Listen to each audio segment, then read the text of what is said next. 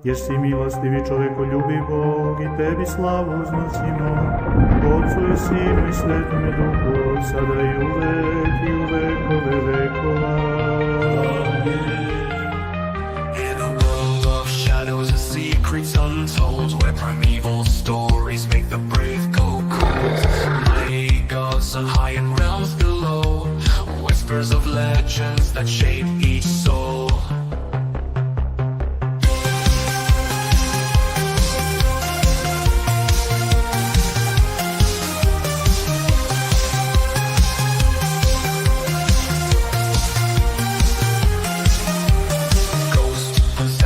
And nightmarish dreams, cryptids lurking, nothing's as it seems, giants walking, angels and demons fight, only truth can bring the light. Through the echoes of time, the tales unfold, mysteries arise as the prophecies are foretold, from valiant knights to buried treasure. This podcast brings nothing but pleasure. Welcome to mysteries and majesty. With us, don't be a travesty. Theology, mythology, fantasy, and horror. Dungeons and dragons, Skyrim and Mordor.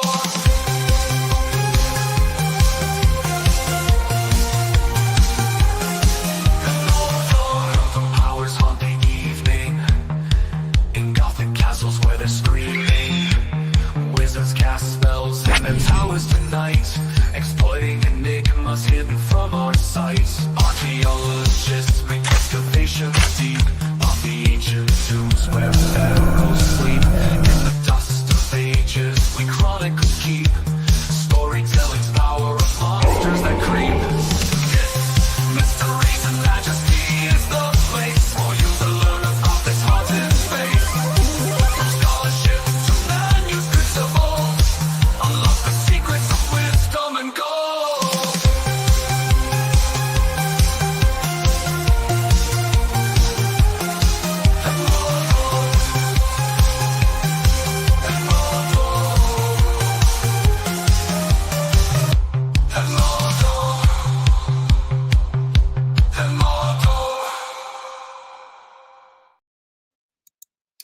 In the middle and late 90s, Marius Boirayon, research director, Solomon Anthropological Expedition Trust Board Incorporated, was one of the researchers who has been doing investigations in the Solomon Islands on the accounts of true giants.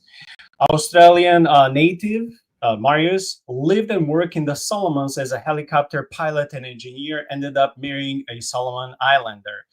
He grew to know and appreciate the culture, the folklore, and the day-to-day interaction between the natural history in the area and the people living there. Before long, he began hearing about the stories of the giants and UFOs, and then he decided to put all of this together. And also for the folks who are not familiar so much with the geography of the Solomon Islands, they're a sovereign state in Oceania, east of Papua New Guinea, consisting of nearly 1,000 islands. So it's like it must be a beautiful place to go. In size, it covers an area slightly smaller than the state of Maryland. So that's when it comes to the introduction of this episode. Welcome to Myths, Mysteries, and Majesty. This is the Christian podcast ministry where we cover, and we're not shy of covering theology, archaeology, mythology, and weird fringe stuff like this, because not only because we can be weird and nerdy people ourselves, but because we love comparing everything to the Bible and giving glory to Christ and compare him to all the spirits, deities, and just creatures out there and proclaiming the supremacy and glory of Jesus Christ. So welcome to episode 185. With us is Pastor Ben Beck, and of course our dear co-host Shaun. Just speaking briefly as the part of introduction, we can start with you, Pastor Ben, because you're just right there close to me. What drew you to this book and to this topic? Because I know when I offered you a couple of weeks ago, hey, Pastor Ben, I have a number of topics we can cover. This was just one of many. What drew you to this topic and this book specifically? So, giants in general is something that I really enjoy. I started down this path with Bigfoot, many years ago in the Blurry Creatures podcast, and from there I've just continued to follow it as much as I can. And then Derek Olson, with the whole Stargate Voyager thing that he's doing now, some of his stuff is really out there, but some of it's pretty interesting too, when he's talking about like the Easter Island and some of the other islands that have these, giant carvings on them and that kind of stuff that predate the technology to make these things. And so when you threw the options out there, and one of the topics was giants, on an island, I was like, well, yeah, let's check that out. That sounds great. And so, yeah, the book's really interesting. I was expecting it to read more like, one of those super crazy conspiracy theory kind of stories, especially being, as old as it is. I think the book came out, like 22. Oh gosh. Not that long ago, but 2009. So, I mean, it's an older book, but it's written really well. It's almost just like this guy saying, here I am, here's my life, here's what I encountered and experienced. And it's not super conspiracy-ish. I think it's interesting now, knowing what we know that's been, released from, the CIA and, all these committees and stuff that are trying to get to the truth of UAPs. Some of the stuff that he talks about in this book isn't just giants. Some of it's UFOs, and it's about having, underwater bases and all this kind of stuff that has, become a much more talked about topic, than certainly was going on back in 2009. You had to be kind of like some X-Files kind of, nut job to even think or talk about this stuff back then. So at any rate, I found the book pretty well written. I found it enjoyable to read, and I find the topic super interesting, especially in light of what we now know are some things that have been coming to light, at least from the United States government. Thank you so much for that. Shaun, what is your opinion of the overall book? And by the way, the cheapest version of the book on Amazon is the used one, $250. I included the link, but I honestly do not like the book. Just watch the episode, share with your friends, who love biblical giants, also like studying mysteries and mythologies throughout the world. Share this link so you can save $250 because we'll be covering, most important aspects of the book. But yeah, Shaun. Yeah, I kind of came to the topic of giants in a similar way that, the pastor did. I actually started maybe in the wrong order. I started with Dr. Heiser, and he introduced me to Derek Olson, who introduced me to Blurry Creatures, who then introduced me to Tony Merkel. So I kind of went, from scholarly to kind of the trajectory was kind of getting out there. But I love it all. I love the topic. And, based on what Marius records, I mean, he presents himself as a very credible and astute recorder of the events, the chronicles, the stories of the people of the Solomon Islands. And so it's really interesting to see something that seems to be such a fringe topic receive this kind of treatment and it go virtually unnoticed. With this topic in particular, the Solomon Islands, I've always kind of heard it as almost like a byword, like there are giants on the Solomon Islands, and it's just kind of referred to by the people on the podcast that I listen to. And so I really wanted an opportunity to dig into this for myself and see what is it that they're talking about, the giants of the Solomon Islands. And so this was a really eye-opening experience for me. Thank you, gentlemen. I just also want to say for people who like knowing our schedule for next week, Friday, Shaun, Paul, maybe Pastor Benny, if he has time, will be assessing this new world mega hit blockbuster animated movie or anime when it comes to K-pop Demon Hunter. So we'll be assessing spiritual aspects and seeing if we can compare the movie to the scriptures, to the divine counsel, give some sound advice to parents, pastors who may be concerned or they don't know what to tell to their congregants, especially teenagers or and kids who are watching the movie. And Sunday, I'm having Christian counselor Spencer Owen back on the podcast, but this time we won't be talking about psychology, therapy, traumas. Even though we did 3 episodes on that topic, we'll be covering this Eastern Orthodox book, The Lord of the Spirits. The subtitle is called An Orthodox Christian Framework for the Unseen World and Spiritual Warfare. So I plan to start reading this book tomorrow. So we'll be talking about God and gods. We'll be talking about angels and demons. We'll be talking about biblical monsters. We'll be talking about sacred cosmology and geography. We'll be talking about the city of men and the city of God, the worship of God, war against the gods, plural, yes, routing the gods, the sons of God, and then we'll be doing the conclusion, the harrowing of Hades, even though more than 2 years ago we did 2 lengthy episodes on that very interesting topic, namely what was Jesus doing in those 3 days between his death and resurrection. So again, we'll be covering this book, phenomenal book, next Sunday, and Friday we'll be covering K-pop Demon Hunter anime. But yeah, let's start first with the UFO sightings, because that takes a smaller part of the book, and then we'll dedicate bigger part of this podcast, of this episode, to the giants, which is not any less interesting, but it has much more material.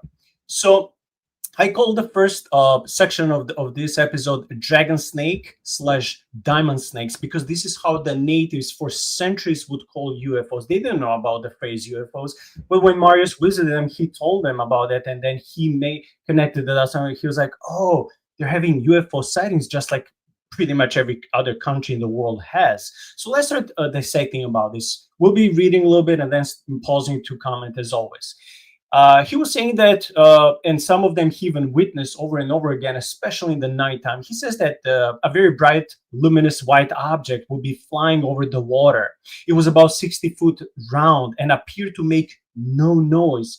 We watched it for a couple of minutes until it submerged itself into the sea. Over a 7-month period, I began to lose count of these sightings when they reached the 60 mark. So after a number of 60 sightings, I was like, forget this. I can't even remember anymore.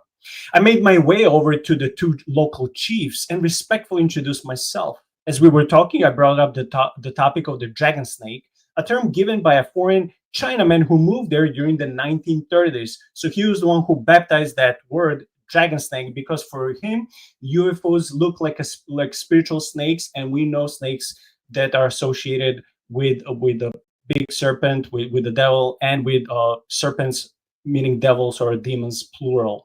So he was like making that connection, like, could this be like, some, spiritual entities? By the end of the book, Marius tries to make that conclusion. He says, my suspicions were right. They knew a lot about this. One of the chief's brothers has been killed by it when he was only a little boy. They told me several stories of deaths and abductions, all of which confirmed to me that these UFOs were definitely not friendly. It took them some time to become familiar with the map until they finally agreed and pointed to the place for me.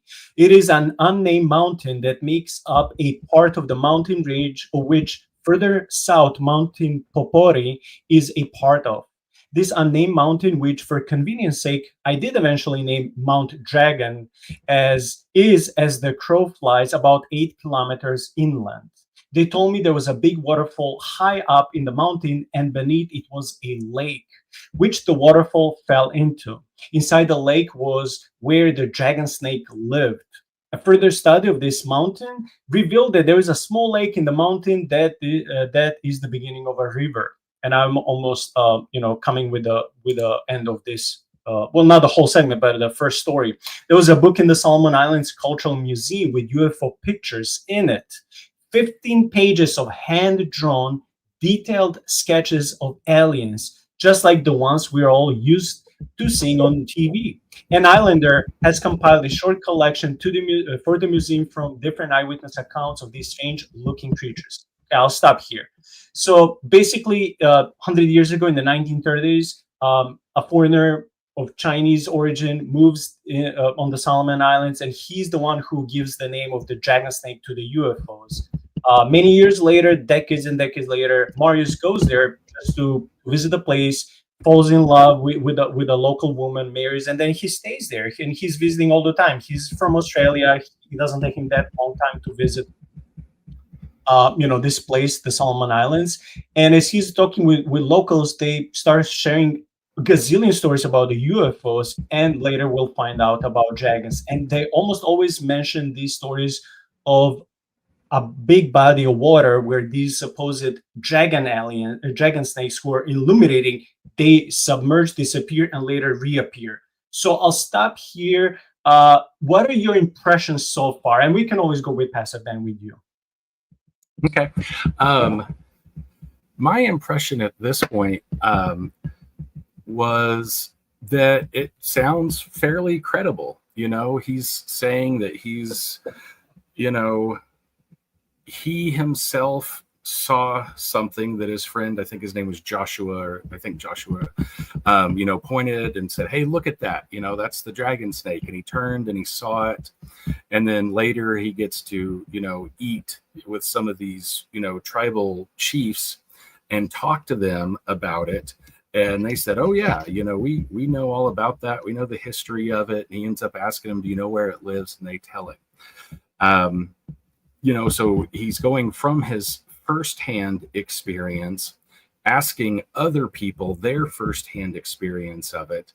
And he's just recounting the story of what he did. It sounds to me very much like the stories of all sorts of different missionaries that go to, Central America, South America, and they go into remote jungle regions and they encounter strange things. For a few years, I worked with an older gentleman whose son and daughter-in-law were missionaries there in the Amazon. They felt like it was the call of God on their lives to go and share the message to like Amazonian people. And so they were down there doing their mission work, and they had recounted to him a story about how one evening as they were heading, back home from one of these remote villages, they're, just going down a river in a little canoe kayak type thing. And their guide that was with them pointed out that there were these things that looked like birds, and they used the word for demon in their native tongue for it, but that they were bioluminating, and that they, were flying across the river back and forth. And that as they got closer, he said, as he was recounting the story to his father, it was that they looked less like birds with feathers and more like what we would imagine like pterodactyls to look like. They were much more leathery and that kind of deal. And so hearing people recount stories like that, reading this author's, account of how he witnessed, what we've come today to call UAPs, a UFO, and how he was speaking to tribal chiefs about it, it just reminds me of other stories I've heard from people that I know and love and trust about their strange encounters. So to me, it gives it credibility. So for me, I would like to connect some points here, and I'm sure many people in the audience are already connecting these points. But starting with what Pastor Ben said about this leathery pterodactyl-like creature, the largest of the winged pterodactyl-like creatures we know as Quetzalcoatl or Quetzalcoatlus. Quetzalcoatl is a flying winged dragon snake, right?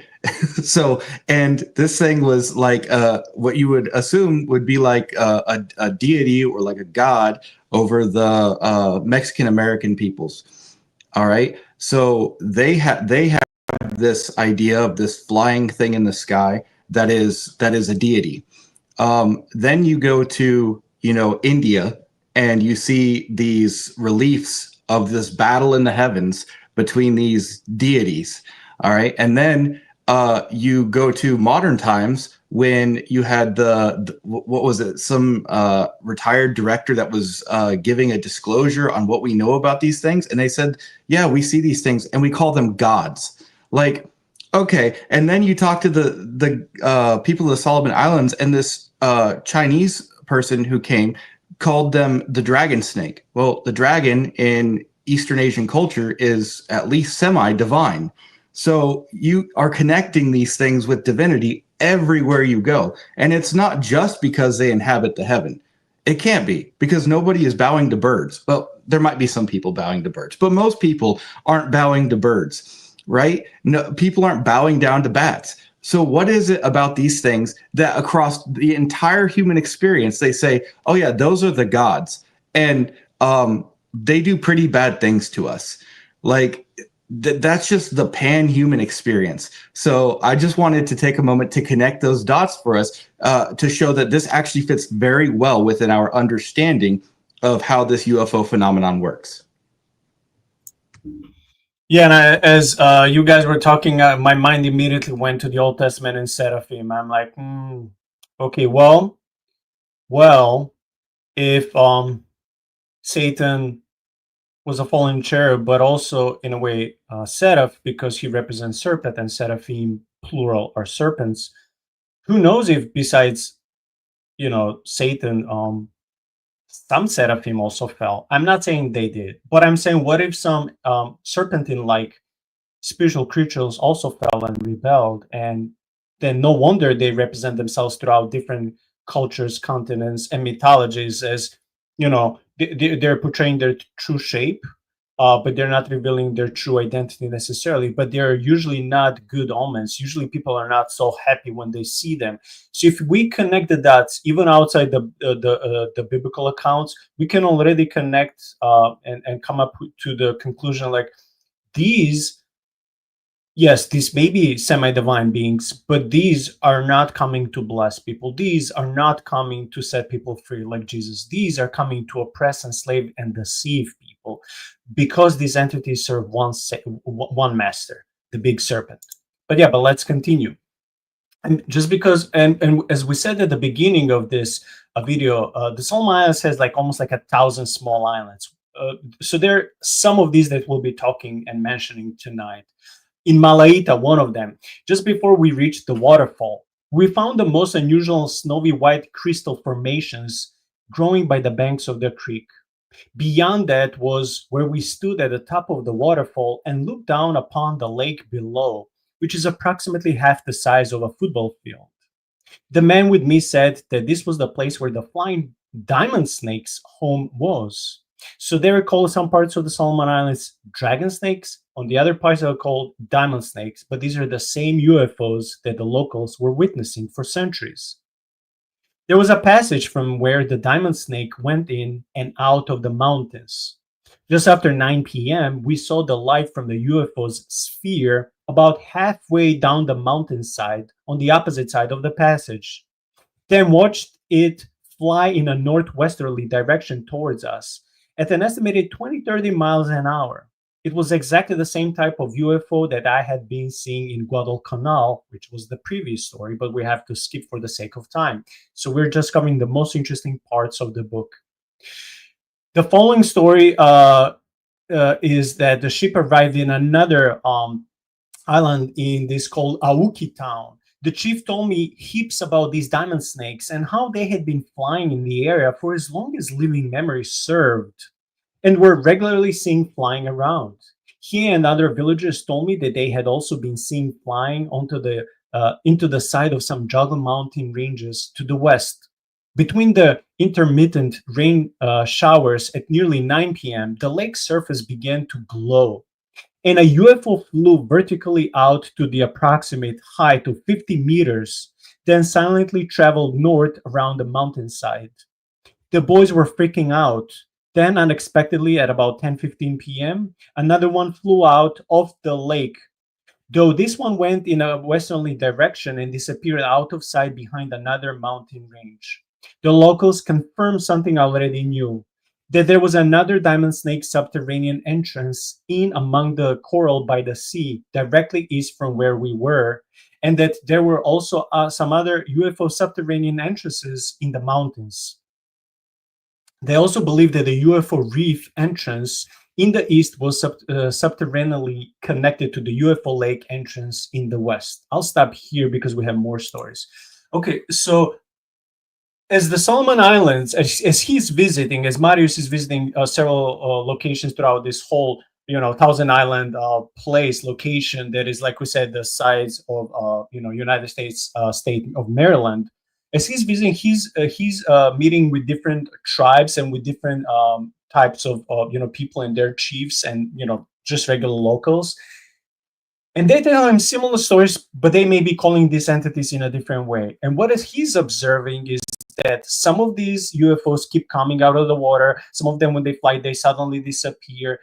Some of them are slower, some of them are faster. And supposedly, as we will start connecting soon this with stories and accounts of giants, there are supposedly subterranean tunnels and passages where giants and UFOs may be coming out and even hiding. And his ending of the book is basically his hypothesis.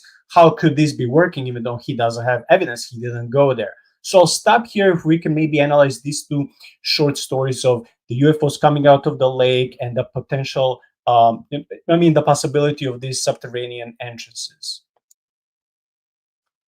Yeah, so it sounds a whole lot like, again, like what we've been hearing, pilots reporting and different things like that, that these UAPs can go from the air. They can just, full speed, hit the water. They can go so fast, they just disappear.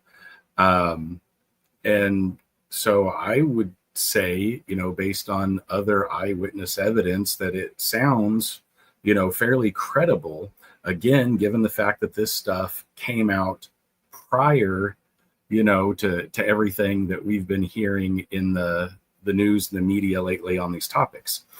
Also, I have to think how amazing it would be to see this stuff. He made a comment, in his book, questioning his sanity before going, up, to go on this little expedition and go look at these UFOs and stuff. But what a treasure trove, a heyday, man, if somebody could get there with a dang, smartphone with a high resolution camera and record something like that, how awesome that would be. But of course, they'd probably post it to YouTube and everybody would sit there and armchair try and debunk it. Because I'm sitting here thinking, I'm like, okay, this happened. I think it took place around the late 90s, maybe early 2000s. And so it's like, smartphones weren't as big a thing then. They certainly, I don't think, had video cameras on them.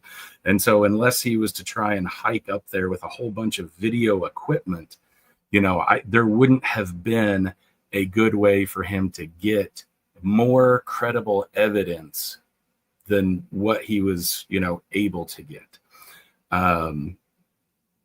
But yeah, I just think, would I even believe my eyes if I were able to sit there and just watch these things come in and out of water and just fly off and come back and do the kind of things that he's describing that he saw them do? That would be really amazing. Yeah, it's a kind of a subcategory of UFO that we don't really talk about as much, which is the unidentified submersible objects.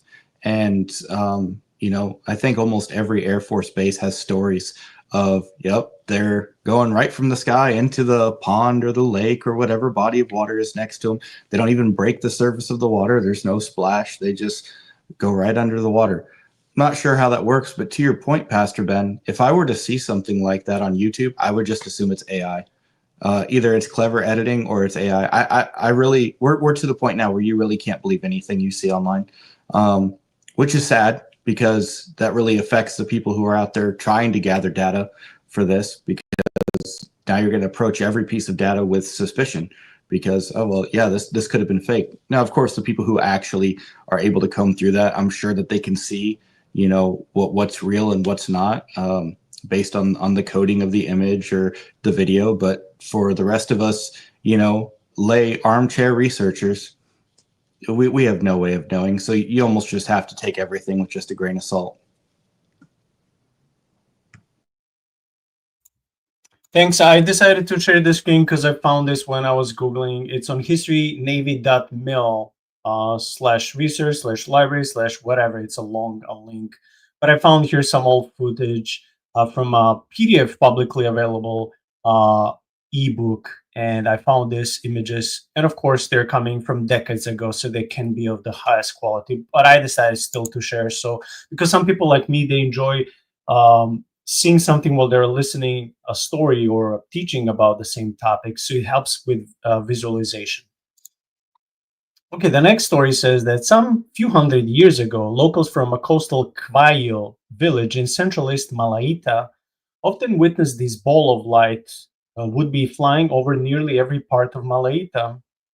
And because these flying creatures had been responsible for incinerating people and stealing people for generations, they were superstitiously revered. The Cuayo and Quarae, which are two similarly spelled but two different type of coastal people, would sometimes see a very large python snake with a dazzling stone upon its head slithering through the jungle. These people swear that today they still occasionally see the snakes with the sparkling heads while traveling through these jungles.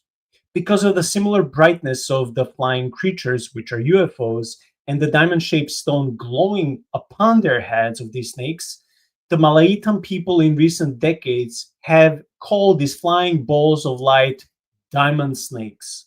It's a similar name to the Guadalcanal dragon snake, though maybe the snake part of the names is just a coincidence. I don't think it is, but that's what Marius is. He's thinking out loud while he's penning down all these events. Nevertheless, the diamond snake is what the modern Malaitans still call these UFOs, and like Guadalcanal, there's no shortage of them flying around either. These diamond snakes were also renowned by everyone for their ability to incinerate people with their red eyes and for kidnapping them. Over generations, many of the village folk had vanished, and as many people had witnessed the diamond snake taking these abducted people up into its belly, everyone knew they were responsible for their disappearance. Though at the time, those losses to the diamond snakes were insignificant compared to the losses that at all villages among the coast of Malaita experienced from contending with the Ramo giants, and soon we'll start talking about giants. As the diamond snakes were feared and still are, the elders and priests carried out tambu magic upon them with sacrifices and ceremonies to their ancestral gods to stop the diamond snake UFOs stealing and killing their people. What is also important for the context of this story is that the natives, for centuries and millennia of these Solomon Islands, used to and still, unfortunately, worship these ancestor spirits by sacrificing animals. So what Marius doesn't know, because he's occasionally bashing religion, I cannot call him a man of God. Maybe he's just tired of religion, but he still has or had some belief in God. I don't know that. But what he didn't connect the dots here is that I'm trying to make sense. For centuries, the natives would sacrifice these animals as the quote-unquote sweet aroma to these gods. So then these attacks would stop. Well, they were never connecting, as Marius also didn't connect, that he was basically trying to appease the same entities that were attacking them. So it's like, instead of having humans, maybe here's the pig, but they wouldn't know. They were thinking that like their ancestral gods are protecting them, while these diamond snake and dragon snake type of aliens / semi-gods were, just going against the locals and trying to like kill them or kidnap them, while the ancestor gods were protecting them. But I would dare to say that these are basically, if not the same, but similar type of entities. They were like all work against the locals. So we're trying to appease them by requiring blood from them. I don't see big differences here between the Old Testament sacrifices to Moloch or to Baal or Dagon. I don't know if all of these required blood sacrifices, but you guys get my point. So I don't see big difference between the Old Testament sacrifices, given to false, fallen, small e Elohim gods, and here what the locals have been trying to do, supposedly to protect them from these serpentine-like aliens, so-called, that were have glowing red eyes. And this is a similarity that when Shaun and I talk about cryptids such as Mothman and some others, this is one of the most repetitive characteristics that these entities have. Red eyes, they instill fear in people. Sometimes it comes with a paralyzed, like you can't move, you're shocked. And also here, people swear that even nowadays they can see serpentine creatures that are moving so fast through the jungle and having diamonds upon their foreheads. So here I'm just talking about the Bible. I'm talking about some fantasy role play video games. I'm thinking about movies and TV shows. I'm thinking about Egyptian mythology. I'm talking about some other mythologies. All of that combined into this topic of like, well, this is insane. So, Pastor Ben, what would be your thoughts of trying to reconcile the Bible, fallen gods, with these, ancestral gods that the natives would sacrifice pigs and other animals to try to appease them so they could supposedly protect them against these serpentine, alien, semi-deities that will have glowing heads and red eyes? Yeah, so it's interesting. I just got back this afternoon from a 3-day church retreat over in Montana. And the first day I was there, I was wearing a shirt that said, introverted but willing to talk about Nephilim. And one of the leaders, after, like kind of the meeting time and stuff, I was sitting there writing in my journal. He came and sat down and he said, hey, I really thought your, shirt was funny. Do you just wear it to get reactions, or have you actually, studied or looked into the Nephilim? And I said, well, a little bit. I've spent a few years looking into it and researching, what the Bible has to say and reading up on the topic. And he says, okay, so, where do you land on this? And so I said, okay, well, let's start with, Deuteronomy 32. And so I started taking him through it. And we looked at, Psalm 82, and we started with the divine counsel.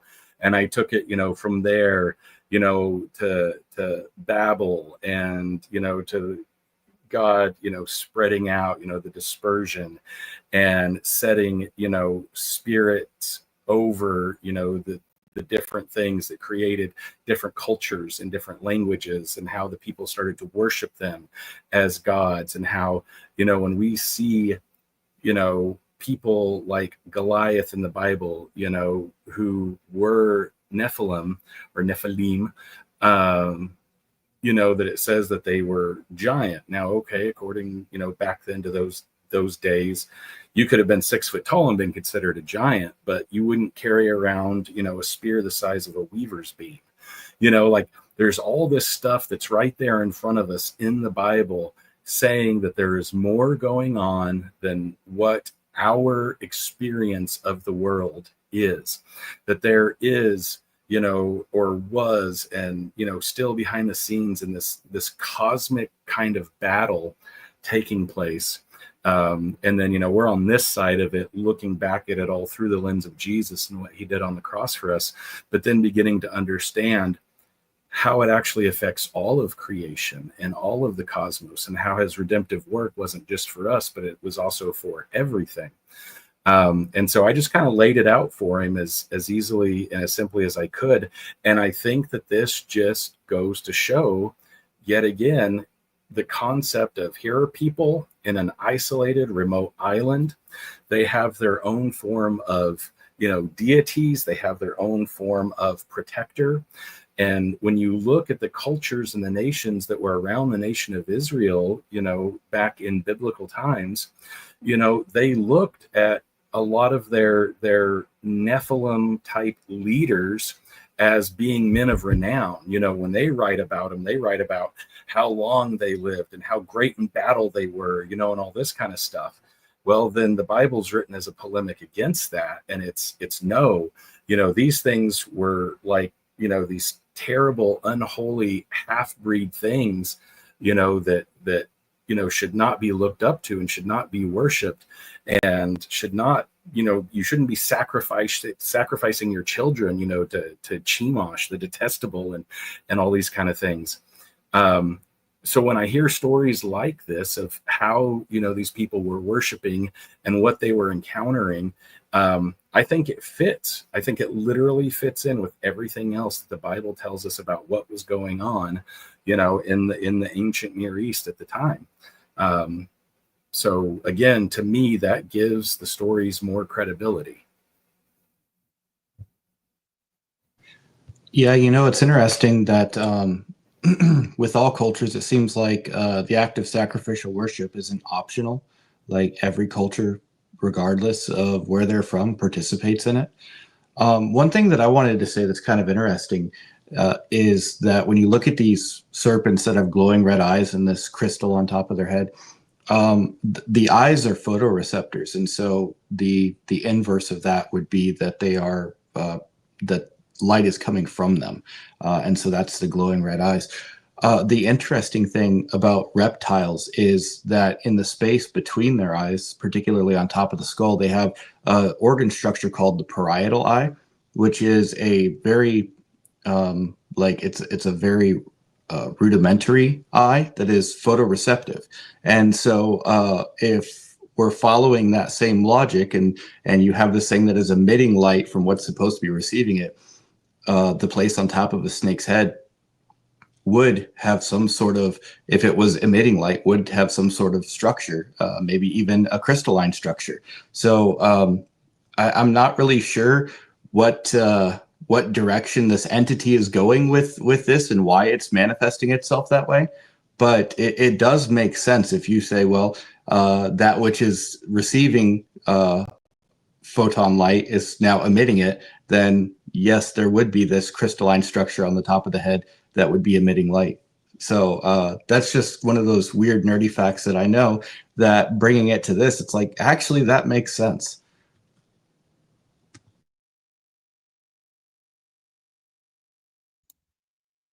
Okay, thank you for that. We're almost done with the UFO section. He says that no one can make me believe that certain ultra-secretive intelligence organizations within the United States, British, and Australian governments do not know about the subterranean civilizations of the Solomon Islands, as I have overwhelming proof that they do. This all began with the great British geologist Mr. Graffer was making his expeditions into Central East Malaita between 1958 and 1960, and first saw balls of light, UFOs, flying around, reporting the sightings back to England, the ruling colonial power of the Solomon Islands at the time. A year later, in 1961, a white man who claimed he was from NASA came to that part of the island and asked for assistance from my wife's relatives to take him to the UFO entrances, which they did. Requesting privacy, they left him on the deserted coast near a particular newfound UFO base. This NASA guy, or whoever he was gone for a week, during which somehow, most probably with support from an American naval vessel, he made contact with these subterranean extraterrestrials. These UFOs can be seen going into one subterranean entrance and then leaving via another not so far away, and vice versa. It is my belief that these two entrances and some other nearby are all connected, making up one big extraterrestrial subterranean civilization beneath Malaita. And I think I shared here, but it's so hard for you guys to see. Let me go back to the map. This red circle is showing Malaita, so the main town of that whole small island, right? So some of the stories are happening at that vicinity, in that region, specifically this one with a supposed NASA guy. So now the author continues, Marius. He says, with all entrances in the region going, they are possibly connected to thousands of miles of tunnels and hundreds of cities around the world. Okay, this is a nice theory, Mr. Jules Verne, but like, or however you would pronounce in English, but like, where's the evidence? But he doesn't provide evidence. It's just like a fantastic theory. I'm like, cool. We jump now from Solomon Islands to the whole world. That's, we're now inevitably going to the topic of shallow earth, which I don't believe, but I like it because it's so sci-fi. But I wish there's some evidence. And if, as I was talking to Pastor Ben before we went live, if you start Googling about this guy and going to the website that is provided in the book, it's all gone. You can find his stuff. You can find only some blogs and forums writing about this guy and his supposed account, but all of his images, all of his articles are gone. I don't know why. His website is now owned by someone else. And I'll be soon done. Extraterrestrial or alien are the wrong words to call these particular subterranean dwellers, considering that they were here several hundreds, thousands years before Homo sapiens arrived, and that they originally evolved here on Earth anyway. And of course, zero evidence. It's a nice story to tell to kids around the campfire, or having a beer with buddies and talk about these things. But that's it. It's not credible. I'm not saying it's impossible, but it's not credible. As Shaun likes to say, trust me, bro, that's the source. A long time ago, they and many other technologically advanced species, including extraterrestrials and aliens, learned that it is safer to live below the surface of the planet. There's a variety of extraterrestrial civilizations beneath the surface of the globe, with different species inhabiting different areas. In the remote Solomon Islands, these particular subterraneans have a considerable interest in a rare type of gemstone, and he speaks about this throughout a couple of chapters, and supposedly because of this, he was kicked out of the country for a while. His visa or passport were taken, then he came back. These precious gemstones supposedly disappeared. So according to the locals, these gemstones can be found in the Ontong Java tectonic plate, of which the highly mineralized island of Malaita is a part. Many Solomon Islanders have told me of a flat stingray-shaped UFO with big round lights underneath, which hum as they fly along. The people sometimes see them flying low above the jungle and surfacing out of the sea near to where the islanders are fishing. They have landed near villages also, and the white and black human-type beings who, climb out of these vehicles wear strange uniforms, reportedly not seen of anywhere else in the world. So I'm getting so many Atlantis / Aquaman / Hollow Earth / mythologies vibes, so-called, even though I hate that word in this story. This is basically the ending of his book, but we'll be going back now soon to giants. I'm just connecting everything that he's been talking about when it comes to the UFOs throughout his book. It's a lot of hypotheses, a lot of beliefs, a lot of I saw this, then this is that, without firm evidence. And it sounds cool. I enjoy reading, but again, we don't see much evidence. So, Pastor Ben, what would be your understanding, or how would you feel? Would you feel as skeptical as me, or you would be a little bit maybe more gentle and prone to believe that this theory of this species being here almost a million years, evolving before us, living in the underground, whole civilizations, they're all connected throughout the globe and have underworld cities. How much would you think that this, sounds as something reasonable? Well, reasonable, no, probably not. But what do they call it now? Tartaria or something like that? That's like the whole underground, civilization thing. So it's definitely gone, from the realm of where, I would say, on Mythbusters, right? I would say plausible, to really, really skeptical.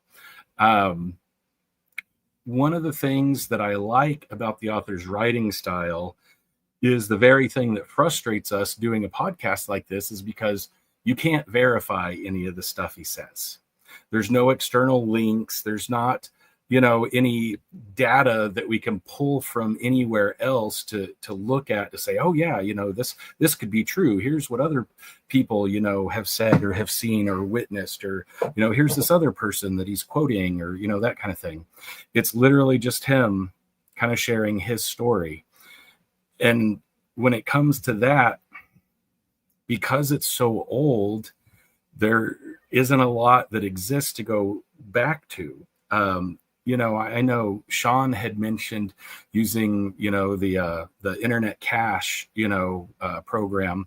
And so I went back and even dug up, an email address for the guy and just shot him an email, and it came back, undeliverable. So I've liked it and thought everything that I'd heard up to this point was plausible. I still like his writing style. He's a good storyteller. He's very engaging. But as far as it being like a truth statement, now I'm kind of like, yeah, I don't know if I'm ready to go down that rabbit trail yet. Yeah, so for me, it's interesting because you can really, like, there's this clear divide between the information that he had obtained from the people and from stories and stuff like that, because that all kind of matches with the information that we get from other places about UFOs and subterranean creatures and all these things, right? But then, like, there's this jumping off point where he's like, yeah, and now I know all of this information about them, and here, let me tell you all of these cool things. It's like we just cliff dove into the land of make-believe, and he just puts it right next to his other story. Like, to me, that is, like, that almost undermines the not almost, that absolutely undermines the credibility of everything he wrote before. Not saying that what he wrote before is false, because I think that he really did get that information, by talking to people and hearing stories and chronicling these things. But then when he goes off onto this other tangent of, yeah, well, these things arrived on Earth thousands of years before humans, and they've been evolving in the caves underneath the ground, and that these tunnels connect to thousands of plates. It's like, dude, no, like that doesn't make any sense. What you're saying here doesn't even add up, nor does it benefit the credibility of the story that you were just telling. It's almost like you used all of this to try to create yourself a pulpit from which to spew your own nonsense. Everything else I've liked so far, but this doesn't taste right to me. There's something rotten in here. Yeah, I was looking for, but you finished too soon. I was looking for a photo of a giant drill to ask you while you're talking. Hey, Shaun, are you saying that this is false? But let me find it because it was so funny. I just found one of these, but there are of course so many. While you're talking like about the underground civilizations from 1 million years ago, I was about to say, hey, are you saying that they don't have this type of technology? Come on, don't be too skeptical. No, that's an ancient relic from Atlantis. Obviously, you can tell by the crystal and the turquoise on it. Yeah, absolutely.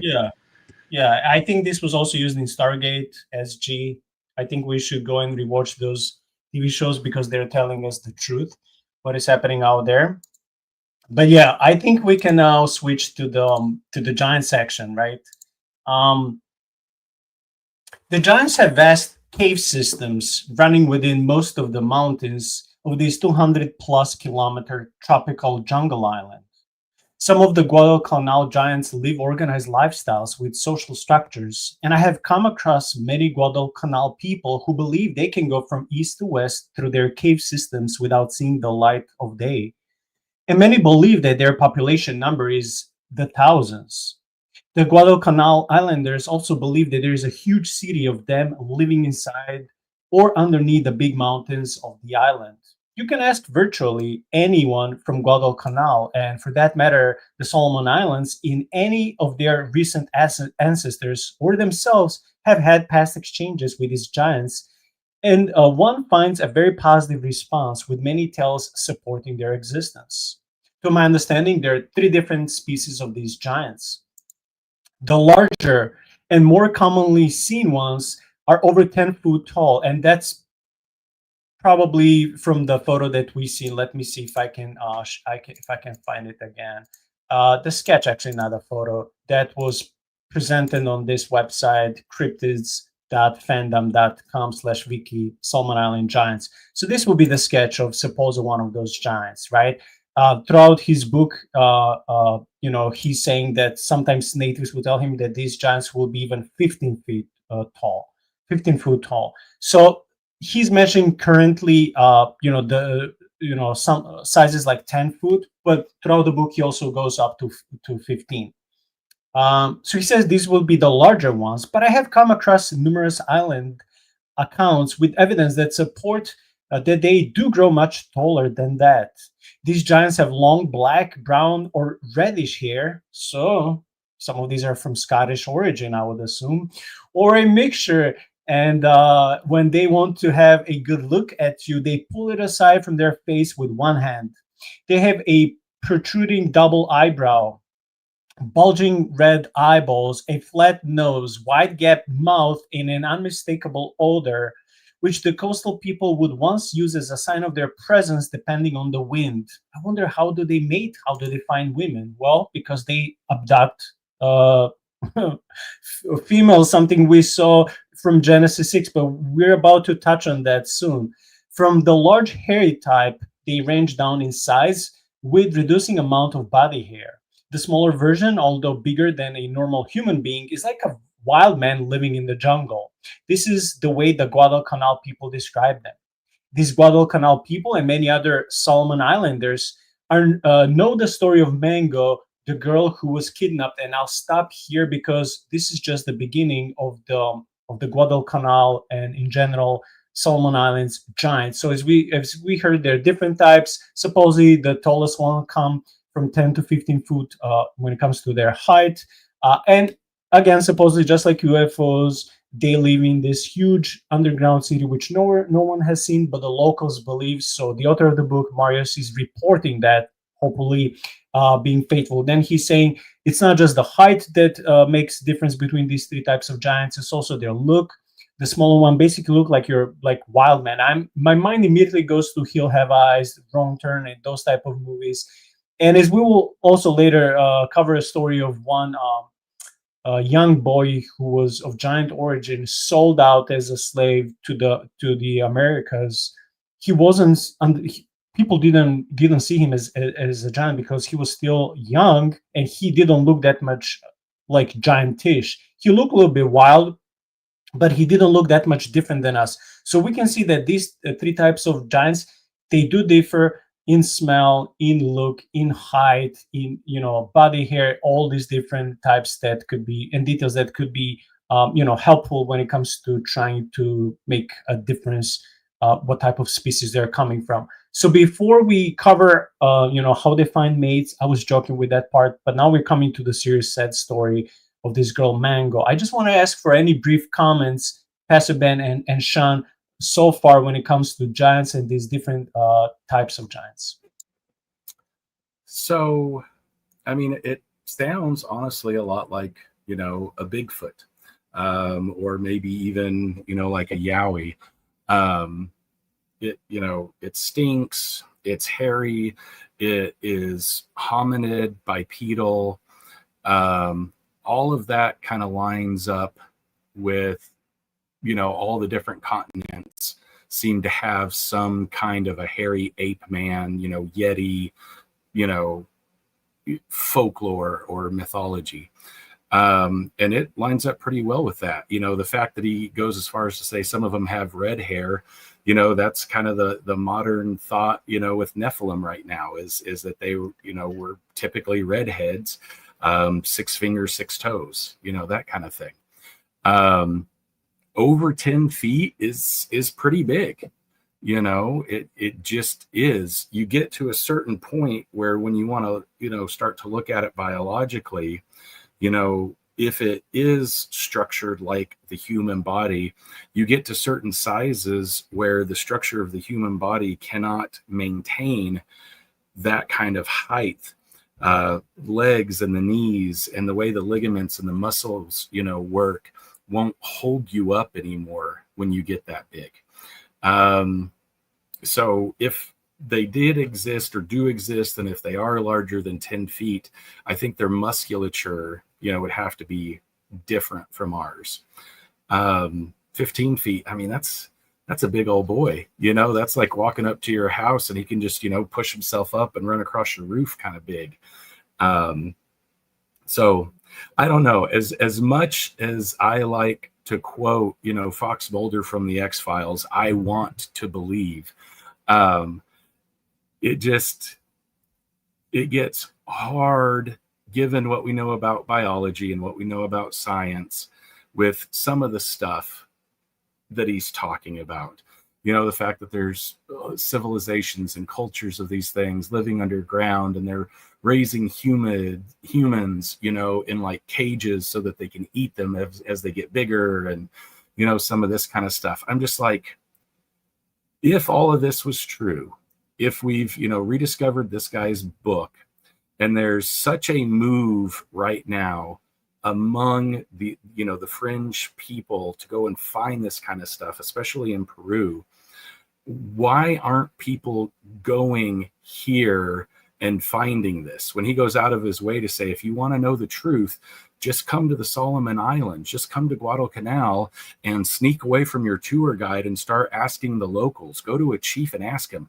They'll tell you where the bones are buried. They'll tell you, how to find them and that this stuff is real. Part of me says, okay, well, so where's the truth? Where's the proof? Where is it? If it's so easy. So yeah, I have some contention with that.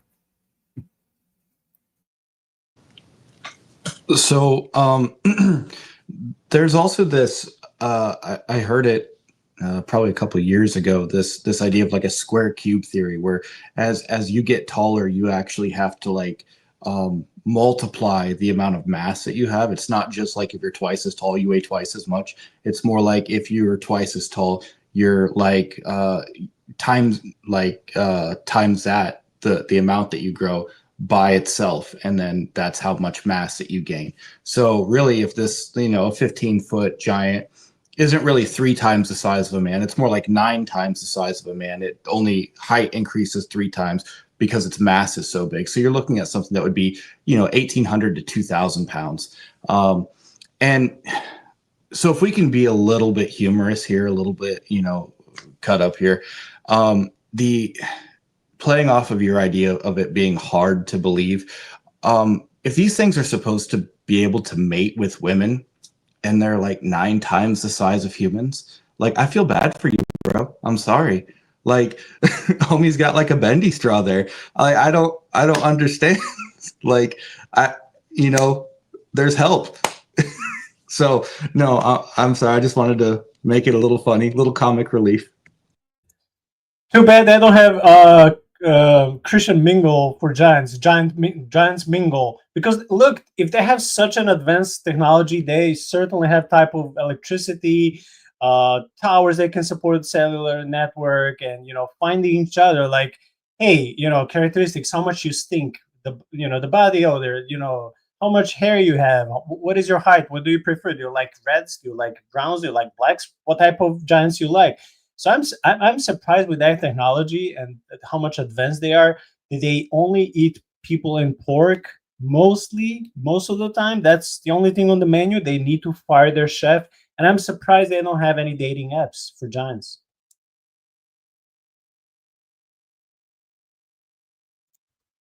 Okay, I guess no more comments.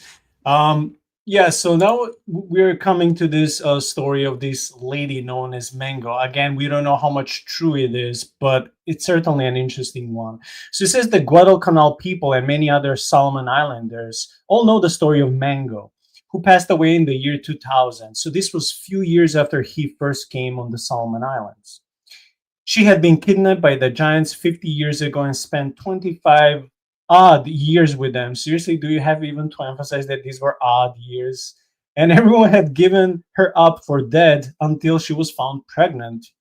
Hysterically frothing, I don't know this word, at the mouth, in a garden on the northeast coast of Guadalcanal.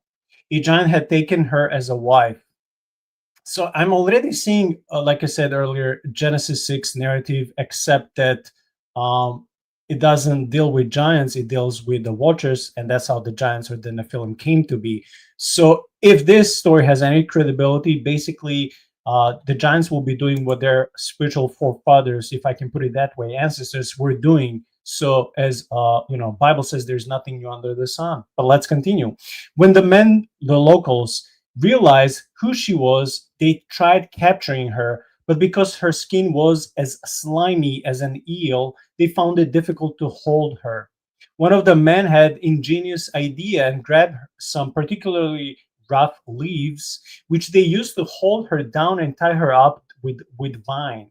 Understandably, she was mentally unstable for the remainder of her life, but through her pregnancy, she gave birth to a half-caste boy. And as we will be seeing soon, this is also, well, this is one of the reasons why there are supposedly 3 different types of giants. They're like coming mixed with people. They're smaller. They don't look as savage. They're not as powerful, but they're still bigger and more stronger than your regular human being. Yes. The bastard boy lived to the age of 5 when one of Mango's brothers, so the ladies, his mother's brothers, slaughtered him. Some of my good friends in the Solomon Islands know where he's buried. Mango is just one of many to whom this type of thing has happened. So now I want to be serious for a second, because yeah, we make jokes in many episodes. We do. If there's any credibility to this type of story, I can only lament and even forget the giants. Just take into consideration how many women today throughout the world are being tortured, kidnapped, raped, because men are not walking in the walk of righteousness and path that God has put for men to walk in, but they're abusing their power and physique to suppress women and use them as slaves and sex toys. And this is where my soul is lamenting. Yes, forget about the fantastic part of the story. Just look at this girl called Mango, and the author is saying she's just one of many women that this has happened. I'm just thinking about what she went through, even if it's not by the giants or semi-giants, half giants. Let's say these were just savage people. Imagine the torture, and not just physical, but mental pain someone will have to live with this, having PTSD all their life. They go nuts.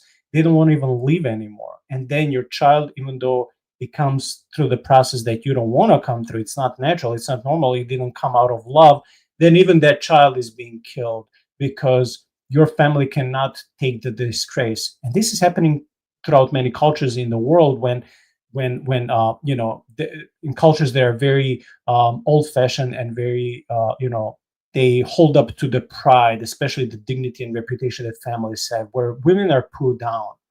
I'm going to read a little bit more and then I'll stop. The Solomon Islanders believe that the giants were there before they were.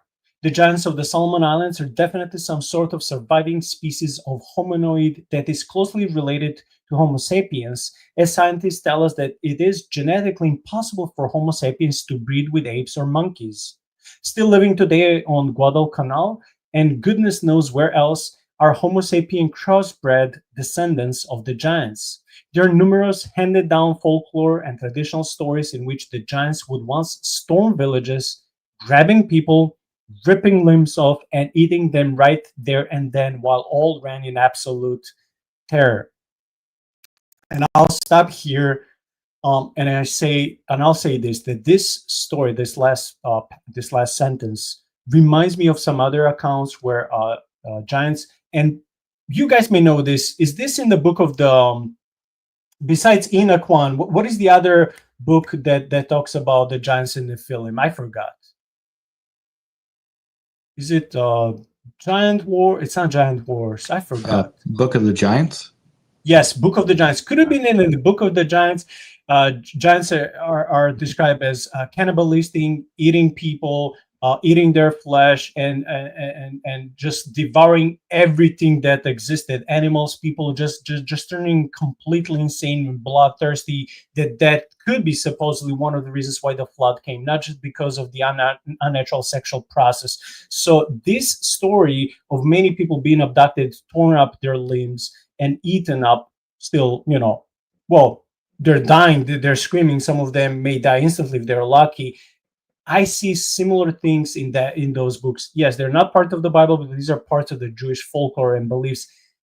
And Solomon Islands are thousands of miles away, having very similar tradition and stories when it comes to giants. So if we can briefly assess the story of Mango, who was supposedly raped, and many other women, this is how some of the subspecies of giants would come, and also giants eating people, being cannibals, and referencing that to the Book of Giants, please. Yeah. So, if we want to take it back and view it through a biblical lens, when some of the Elohim looked down on, the women of earth, they found them attractive and they came down and mated with them. I don't always know that the human women were necessarily willing participants in that. It is absolutely abhorrent, rape in any form or fashion, I think is one of the, if not the most violating thing that can be perpetrated on a human being, spiritually, emotionally, physically. So yeah, the idea that giants were there and they were doing this to try and interbreed. There is some context for, I guess you'd call it interspecies breeding. But, with Elohim, you're talking about, a spiritual being, breeding with a corporeal physical being. I don't know if giants, whether they be, Nephilim or what, would be able to continue to breed with humans beyond that. I haven't really looked into that, and I don't know why they would. It seems almost more animalistic at this point, where we're ripping people to pieces, we're eating them, we're raping them. This seems less about, procreation really than more about just gluttony and, sin, if you will, and, just war and violence. It doesn't sound a lot, like something even a base, human would really function in a society as. He keeps referring to them as a civilization, that they were a functioning society. I don't know how you can function in society if this is your bent, is to go out and, rip people to pieces and eat them and rape them. I don't see that functioning as a level of society that he had previously described. I don't know. Well, if we could remove the cannibalism portion, I mean, that basically describes the Barbary slave trade, right? I mean, they were taking and capturing, up to 1 million white Europeans and raping the women, and they were working the men to death, beating them, killing them. I mean, it was the worst fate that you could have. So bad so that the very first war that the Marine Corps ever waged was against the those involved in the Barbary slave trade to protect the colonies from them coming over and stealing our people. So it is something that, other than the cannibalism part, it is something that does seem to be part of the baser aspects of human nature.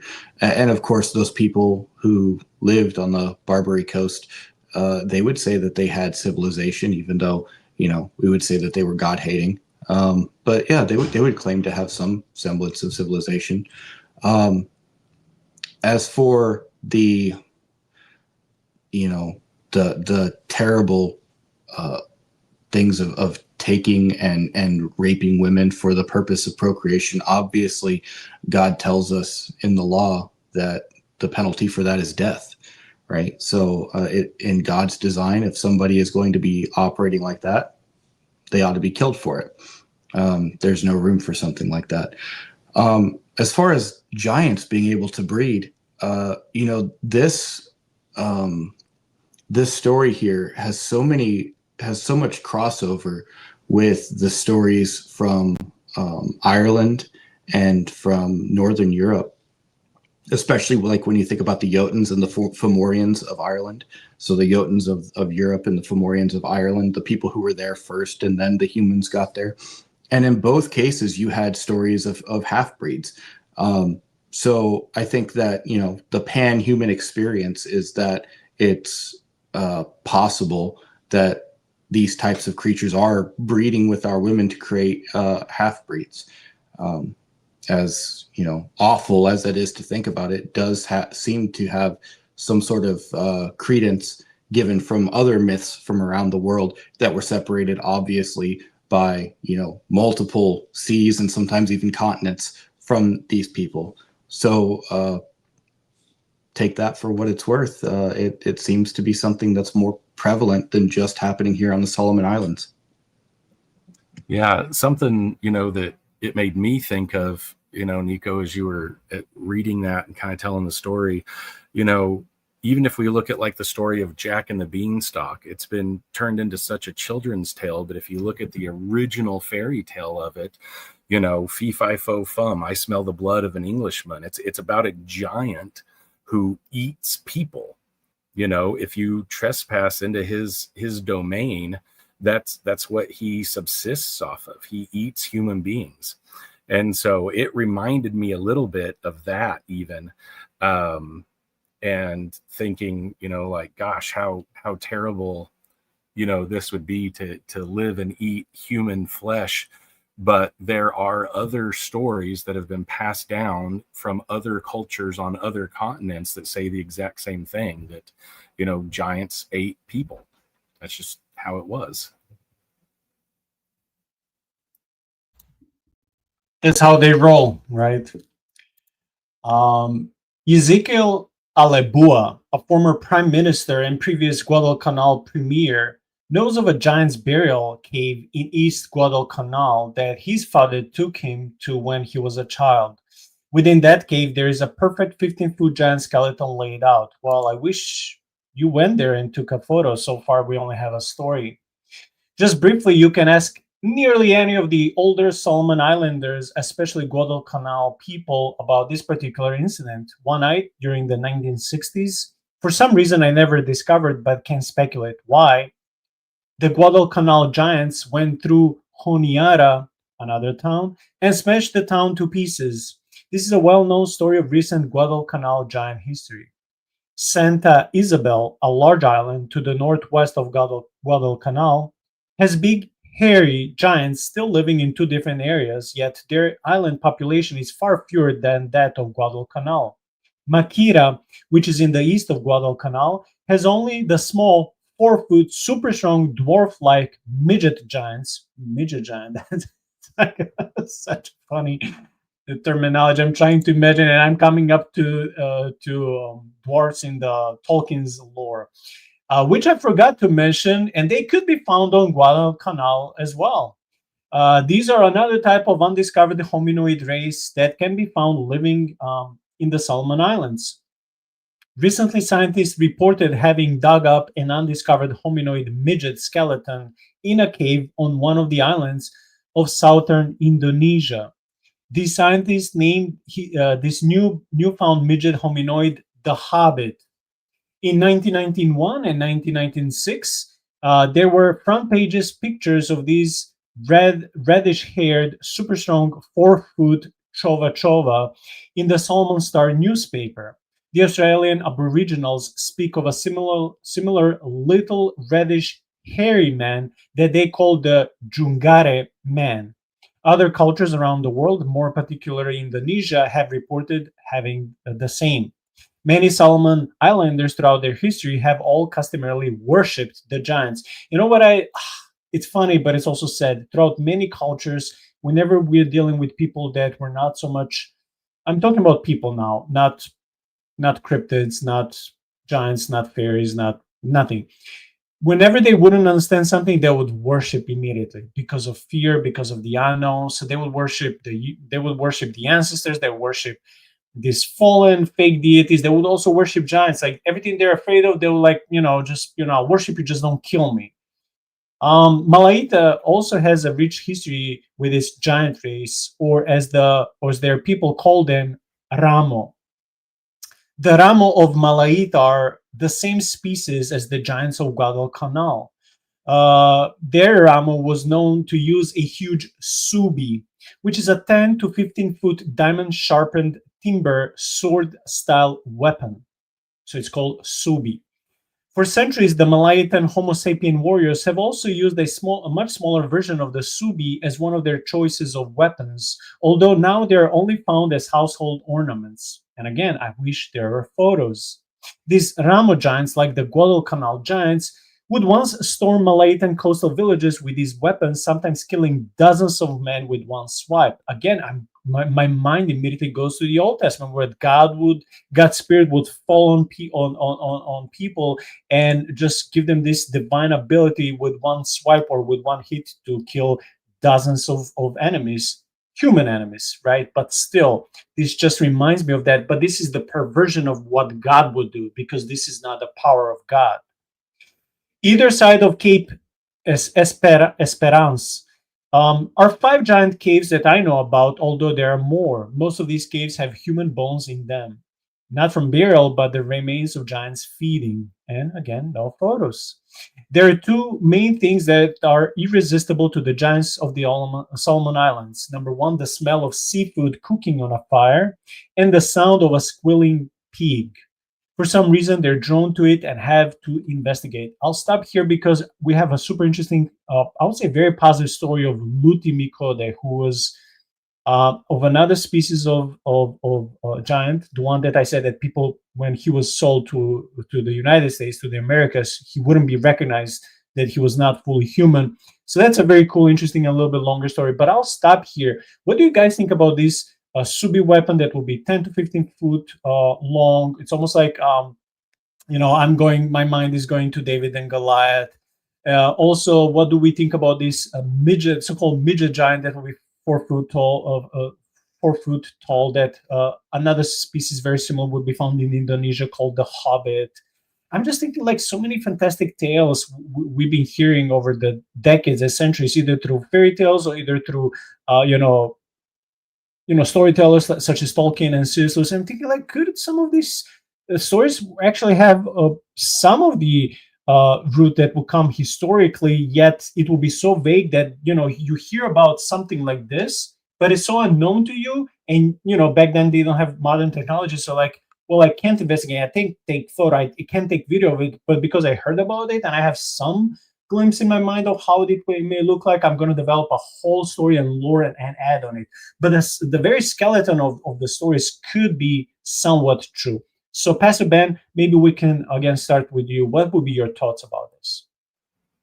Yeah, so talking about these choa choa or chowa chowa or however you say it, Native Americans, I think the Salish people have the mythology of the Nimrigar, which is, a at best mischievous, at worst, evil kind of, midget type, folklore thing that could be similar to what he's describing, here in his story. If you just type in, Google search choa choa, it comes up as a Japanese word that actually is talking about a concept of balance in Japanese culture. And so what's crazy about, the Guadalcanal is, it was the site of a terrible, battle during World War II, Japanese, Australian, I think the USS Chicago, I think I read, was there. And it was a really, really, really horrible thing where thousands of men died in this battle of Guadalcanal and just sank, to the bottom of the ocean. I think just recently they found a sunken Australian submarine out there off the coast of Guadalcanal. And, so it's interesting that the author, is using words that, Choa Choa, he's saying the native people, this is their name for this, tribe, this indigenous, tribe of like, hairy midget type people. But it's also a Japanese word. And, Japan was there fighting. And so it's really interesting to see some of the connections that he's, encountering as he tells his story and he's describing his things that he's seen. I don't know if that lends more credence to it or if that punches holes in it, but one way or the other, it's a known word. It's just, Japanese, but the Japanese were there during World War II, which obviously happened before this author was there. So maybe it was something, the culture picked up. I don't know, but it's an interesting thought. Yeah, speaking of the midget giants, I immediately thought of jumbo shrimp. But it's interesting that, the Hobbit, I think that they did, have cataloged a skeleton for a species called Homo florensis. And it is like a short statured human that would be about 4 foot tall. And then it's interesting that you mentioned Native American lore about little people, because doesn't in Henry Hudson's diary, doesn't he have an excerpt of him bowling with dwarves, playing 9-pin with dwarves?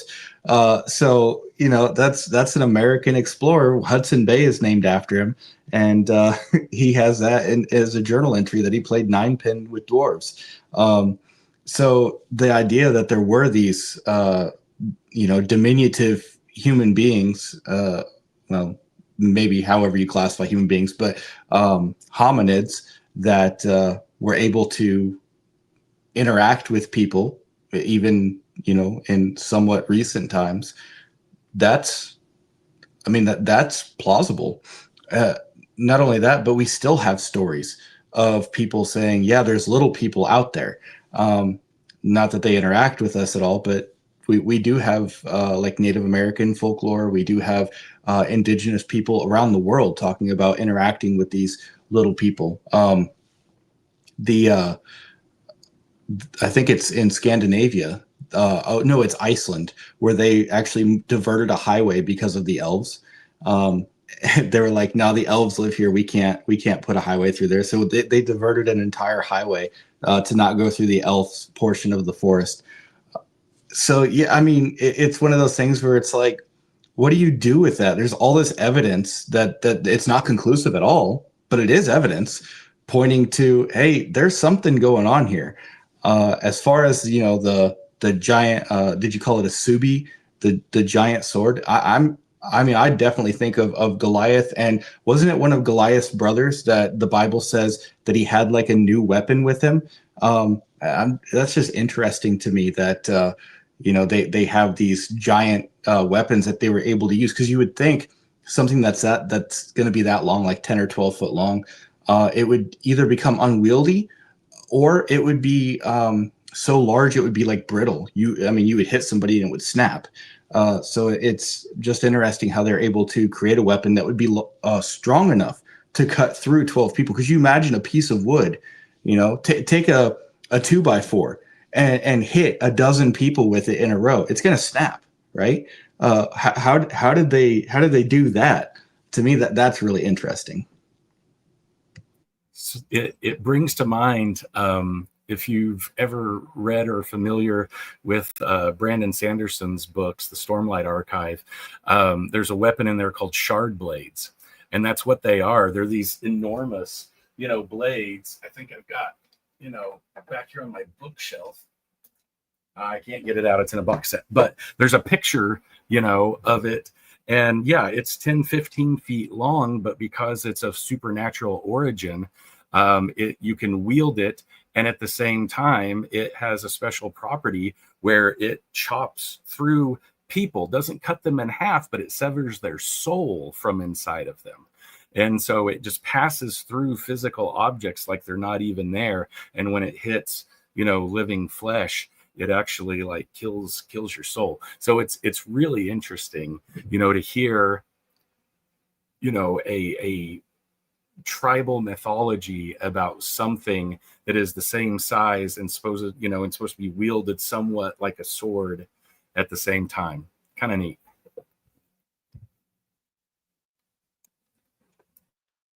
I want to welcome Clark on the channel, who is from Australia, and he's been giving us some very interesting details when it comes to the book and the events happening, at the Solomon Islands. He said that Australia's army was also involved as peacekeepers at the end of the Civil War there. And he also says that he spoke to a fellow who served there about if he saw anything unusual. He mentioned that they were asked to create helicopter landing sites in places that did not make sense to the mission.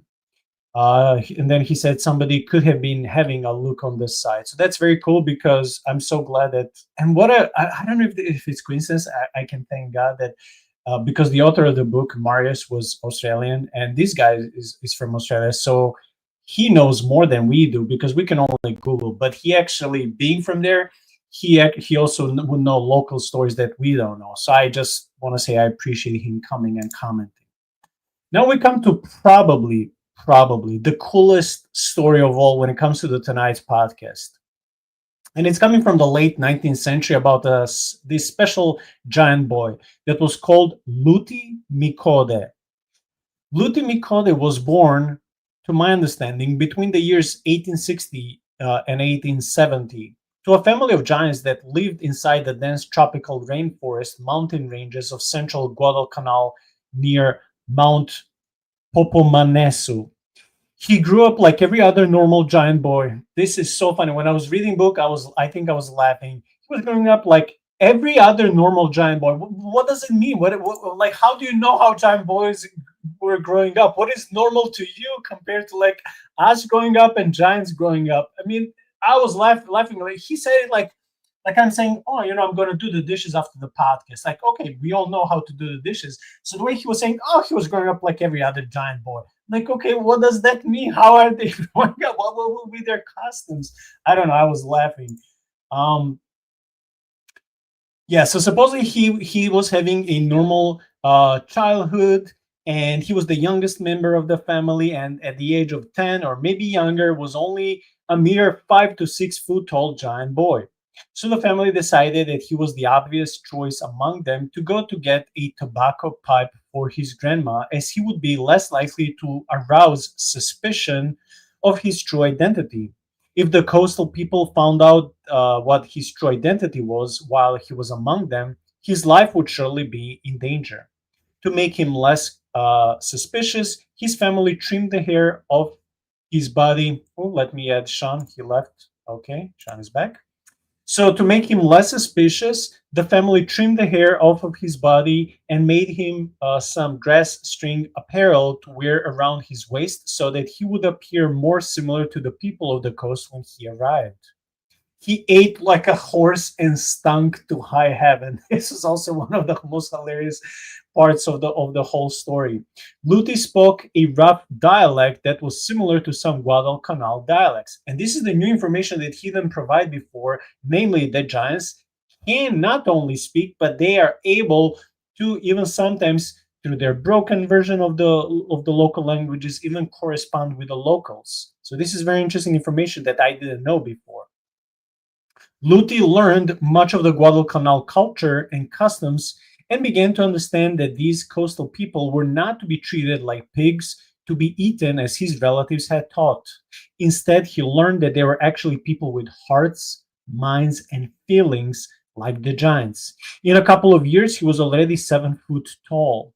He was not seen again until many years later at the end of the Giant War, when he and his clans fought in bloody battles for the freedom of the Guadalcanal hostages being held by the clans opposing their cultural change.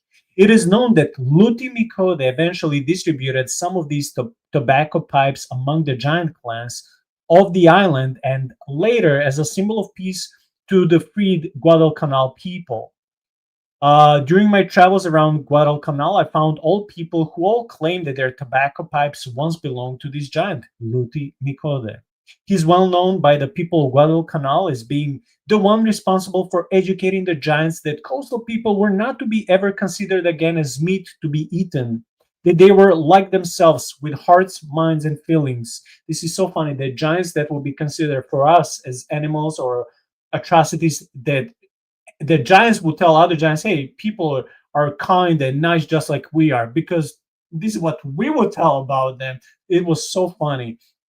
But yeah, Luti was telling other giants after spending time with humans that we have hearts, minds, and feelings, and we're not to be killed and eaten just like they would do with pigs. So in doing so, great battles were fought among the giants, and this is known as the Giant War. As Luti was growing up, he began giving away some of his many beloved tobacco pipes to members of the clan groups around the island, recounting his experiences and telling them that they should stop cannibalizing the coastal people. But apart from his own clan and those to the east, his preaching efforts to change the cannibalism of humans basically fell on deaf ears to most of those from the west.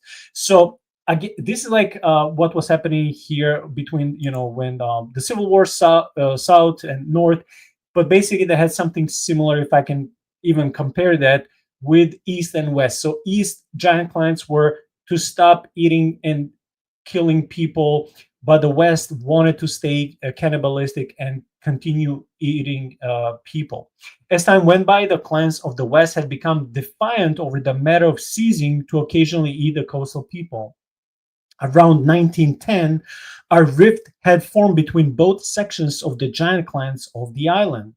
The clans of the east eventually separated themselves from those of the west, who would not stop the custom of cannibalizing the coastal humans. So Luti Mikode's father was the chief of the eastern clans and always managed to keep this feud from erupting into something violent. But somewhere around 1915, this feud erupted into a full-on inter-clan giant war. In the middle of the night, a large group of giants from the west, in absolute defiance of these new laws being imposed upon them, went to the coastal village of Cacabono in central Guadalcanal and kidnapped over 20 Guadalcanal people and took them back into the mountains to where the western giants lived. A message was sent to the eastern giant clans that these laws were to be abolished or they would kill and eat their captives. When the news of this reached the Mikode clans and others, a plan was formulated to rescue people. With hundreds of giants of East assembled and with Luti Mikode leading the battle, I'm just imagining Lord of the Rings movies, epic scene fights. With Luti Mikode leading the battle, they stormed the subterranean dwellings where the giants of the west had kept these human captives. Many giants died throughout this battle that resulted with kidnapping humans eventually being saved. Luti Mikode freed these kidnapped people, and as a sign of atonement that the Guadalcanal people would never again be treated as food to be eaten, each of the rescued Guadalcanal people were given a tobacco pipe by Luti Mikode and told to spread the news amongst the Guadalcanal coastal people that the giants would never cannibalize them again. I have met some old people who claim that their tobacco pipes once belonged to Luti Mikode, and they have told me how they got them. I'll stop here, and just for the context, because the book covers a couple of chapters when it comes to this, Luti Mikode, his grandma, had a tobacco pipe they found by humans. She used it to smoke tobacco, and she either lost it or it got destroyed. I forgot. So it happened to be that in the whole family, they decided, because Luti was so young, his hair didn't grow so much, his face didn't start changing because he was still young. So they thought if they, do some trimming and make him look decent, he can pass for a human boy. Eventually, when he went to steal from an American ship that was coming to do the trade, when he went on the board to steal one of the pipes to give to his grandma, he was captured and sold into America. And he there proved to be very good, loyal, hardworking person. He was even put in a box ring when he fought against the best warrior, brought so much money to his human owner. And when they asked him, well, what do you want, he decided to buy his own freedom, go back to the Solomon Islands, and in return gather and buy so many of those tobacco pipes, not just for his grandma, but also to give away to other giants, because eventually, obviously, just like his grandma, they supposedly liked smoking tobacco. So when he spent time in the United States as a slave, he witnessed people not mistreating him, and he saw their kindness, and he was like, oh, these people, the human race, actually can be nice, just like us giants, which for me, again, is so weird, because if I'll be captured by giants, I will see them as savages and brutes and almost as animals. And if I would see their kindness, I'll be like, oh, wow, these are almost like humans. But it's funny how they would see humans just, nothing more than animals, than like pigs. It's just food. So when Luti witnessed all of this, then he came back as a freedman, and now taller, stronger, as a young adult. He starts spreading the news and telling people, telling his giant clans, hey, people are not bad. Let's stop killing and eating them. So that's the context of the story. It's a very cool story. It's my favorite one, probably in the whole book. So then those clans on the east were agreeing with him, believing him that humans can be kind, despite of, people who would be the complete opposite of that. But the clans of the West, they're like, no, we still want to kill and eat people, as we've been doing for centuries. And this is where the giant war happened. So for me, this is like probably the number one event. And just like the author of the book said, hey, if you don't believe me, come and ask so many people. They know about this story. It didn't even happen that long ago, like 100 years ago. And some people who have these tobacco pipes in their homes, they're old. They say they came as gift directly from Luti, from this subspecies of giants. So for me, this is the most tremendous story of all. What is your understanding or your opinion, Pastor Ben?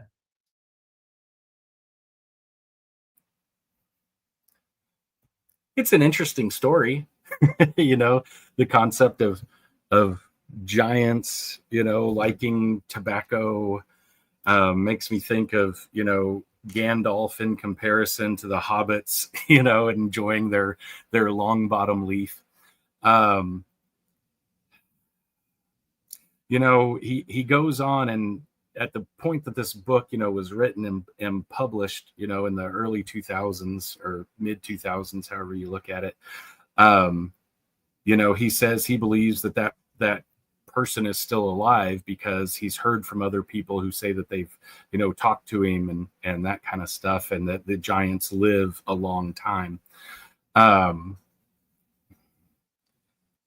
don't know. I don't believe it, but it makes for a really good story. I'll say that. Giants hanging out, smoking tobacco out of pipes. Yeah, it feels very, very Tolkien-esque. So I'm going to be commenting on the comment from Clark. It says tobacco is not native to the Pacific. So this must have been sometime after the Spanish expeditions, starting in 1568. And from what I recall, this giant Luti was born in like the 1880s. And the place where he went that he was indentured to was in Australia, because that was already after the Americas had abolished the slavery. But in Australia, it was kind of just got going after America had abolished their slavery. So so this is about 300 years after the Spanish had started their expeditions at that time in that area. And so tobacco would have been available. Not saying that necessarily that proves that the story is true, just that the story has some consistencies to it. I like the idea that giants would smoke and drink, because that's the kind of giants that I think of, the ones that participate in all of the vices of humanity, but just to a greater degree. Imagine we would skewer and smoke a whole hog, and I imagine them doing that to like a hippopotamus or something, just whatever we would do, but to a greater degree. So I do like the idea. I think that maybe Ludi would be like the Australian equivalent to like our Paul Bunyan. Just the, like the good old friendly giant that, ended up solving all of these problems. So I don't know necessarily if I buy that it actually happened, but I can see how it would be almost like a patriotic figure.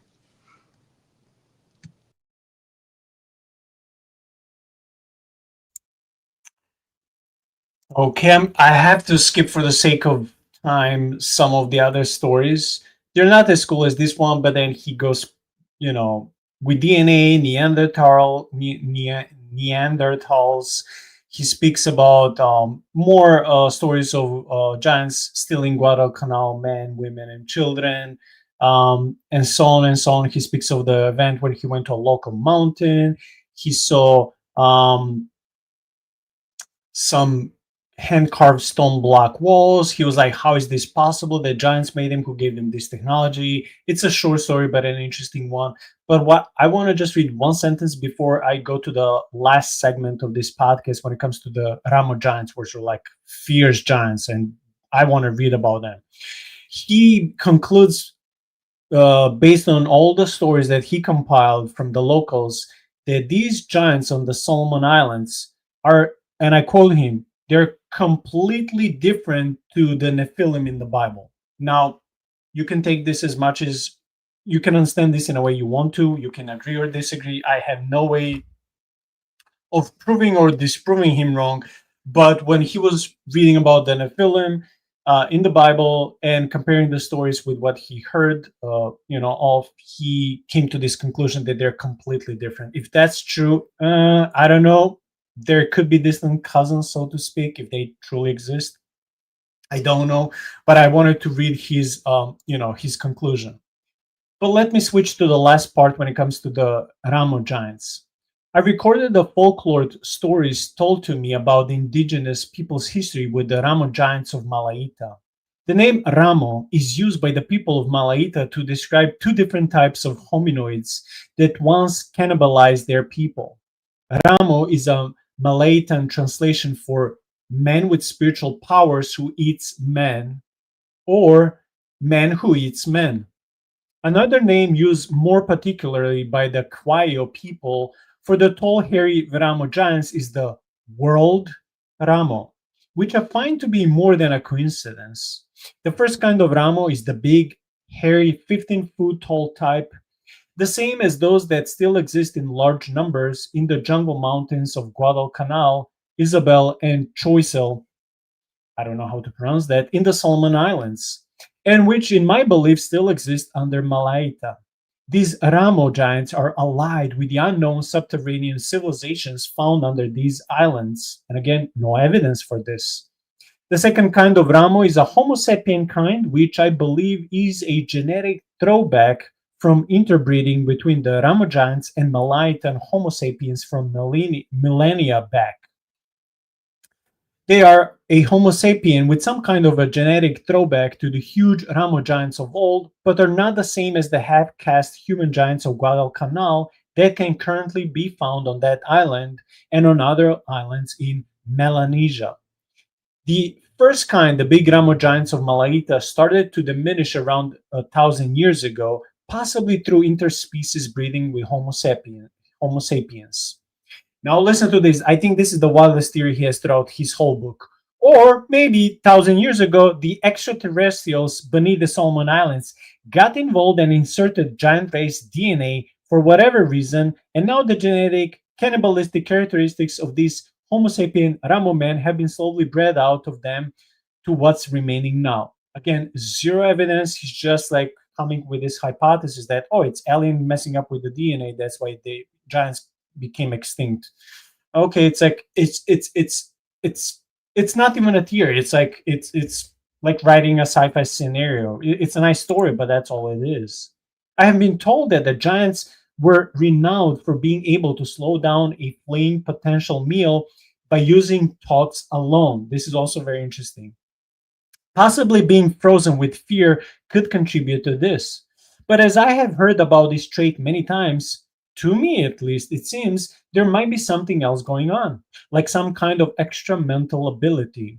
The way it has been described to me is that they have the ability to slow the person down through their thoughts and somehow paralyze them with fear just before they capture them. This reminds me of some of the cryptid stories we covered so many times that will come usually with shapeshifters. I don't know about Bigfoot and Sasquatch, but this will be coming usually with this type of cryptids who can shapeshift, become there will be spiritual entities. They have power and ability to materialize, also disappear in thin air, and they'll be able to mentally send fear or confusing thoughts or shock to you, so that for the sake of either you wouldn't be able to move or you can't escape, or maybe later you'll be afraid to share the eyewitness testimonies to others if you survive, things of that sort. The Ramo giants are renowned for being so strong that they can rip limbs off with great ease. Apparently, in village raids, they would sometimes start to eat their victims by holding them upside down and splitting their two legs apart to rip limbs off with great ease. Apparently, in village raids, they would sometimes start to eat their victims by holding them upside down and splitting their two legs apart to rip their body to pieces because there's a weak spot in the hips. I believe that the subterranean civilization beneath the island many thousands years ago formed a coalition with the giants living near the top of the island, and some of the Ramon giants of Melaita went underground with their extraterrestrial friends. Seriously, this is the best you can get. So the ending of the book kind of ruins everything else that he was writing, because it kind of like, seriously, dude, like, you're making yourself less credible. But I'm almost done. Over the thousands of years, there have been interracial species breeding between the Malaita and coastal people and the Ramo species, which I believe produced these species of wild, powerful, cannibalistic man that the Malaitan people call the Ramo man, which is more plausible than aliens hanging out with giants in some cafe bar 1,000 feet below the surface of the planet. These Ramo men were, as most probably still are, vicious, immensely strong, deceiving men with voracious appetites and a desire for killing and eating their own people beyond the imagination of our natural Homo sapien minds. Similar to the Guadalcanal giants, some of these Ramo giants were 20 feet tall, and they would storm a village swinging a 15-foot subi sword that we were talking about recently, with hundreds of men returning the attack in defense of their village. Their arrows, so people's arrows, directed during the chaos were generally useless, as apparently these much larger species of Ramo giants' body hair is thicker, offering some degree of protection from the arrows. As told to me, it was like getting a thorn stuck in them. With one swipe of their subi, 10 men fighting like ants protecting their nest would die. And this is basically the end of the book, with some skippings, because the first segment of the podcast was dedicated to the UFOs, and the last one, a longer part of the podcast, was dedicated to giants and all these subspecies. But when it comes to this last part that I was reading, when it comes to these Ramo giants being so tall, being so powerful, being so wild, even worse than all the other types of giants or species of giants, and them hanging out with and even interbreeding with aliens and other entities underground. It seems too fantastic, especially the latter part. The first part, that they were taller, more powerful, more cannibalistic, I can take it because of the Bible and because of some extra biblical sections like the Book of Giants, Enoch, and some of these stories that were part of Jewish folklore. I don't say I would believe in everything, but I can correlate. I can make some sense. But with giants hanging out with aliens, like, hey man, let's play Uno, I don't think that was happening. Pastor Ben, your thoughts? So depending on how far down the rabbit hole you've gone or want to go, with Bigfoot specifically, he is tied into lots of ufology. A lot of people that study UFOs encounter Bigfoot stories. A lot of people that are going out looking for Bigfoot end up encountering UFOs. Some people say they've seen Bigfoot getting on UFOs, using them to travel around.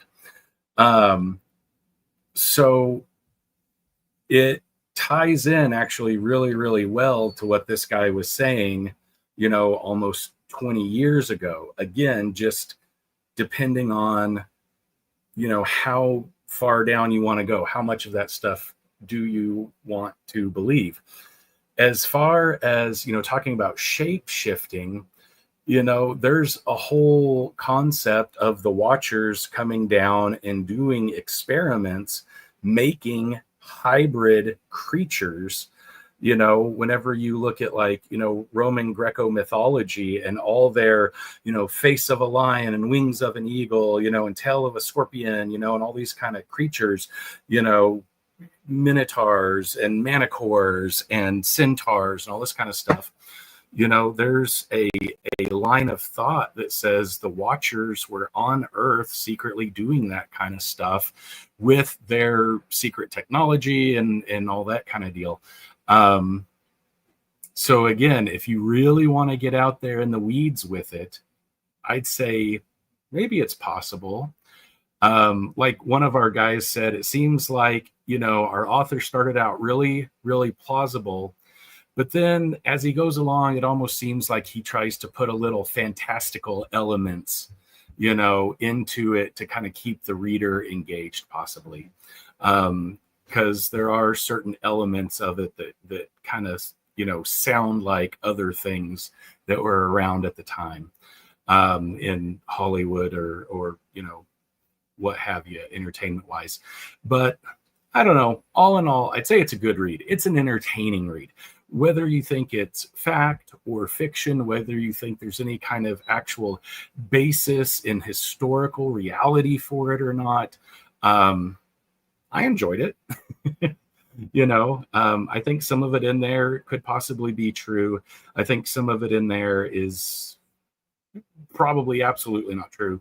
What is interesting is, I shared a little clip from the book and a link to some coordinates that the author had given to where some of the Ramo bones are buried. And you can see it's in the mountains. And he says, even in the book, that was published, over a decade ago, that the locals were clearing the area out, for, trying to push the forest and the jungle back, for some sky god or something they were worshiping. But it's still pretty overgrown. The area directly where those coordinates are is cleared out, which is interesting. But what I think is really cool is just on the other side of that mountain range, as you zoom in on Google Maps, you have Christian church after Christian church after Christian church after Christian church. A lot of, South Sea evangelical churches have popped up, all along the way over there.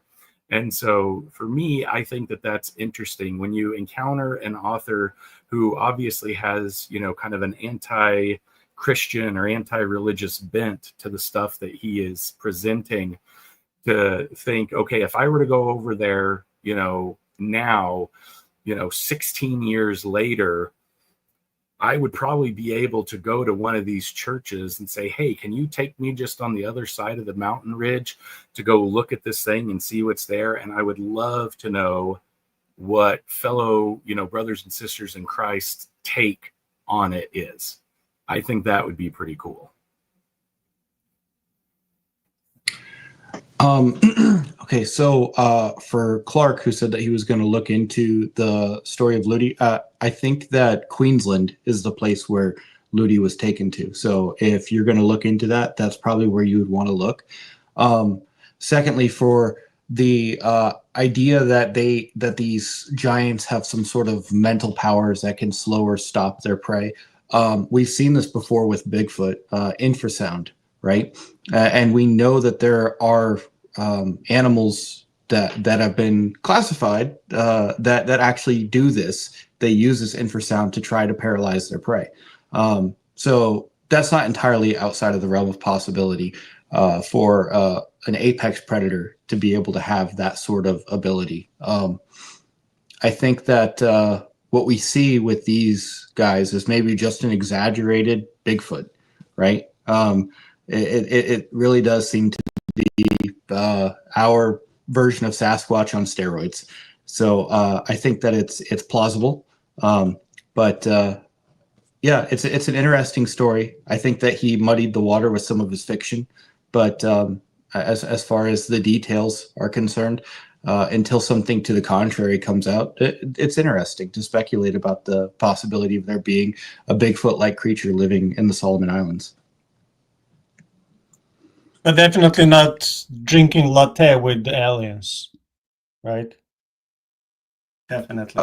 Well, you know, Chewie was in the cantina scene, so you know that's what happened. Was you had cantina going on down there?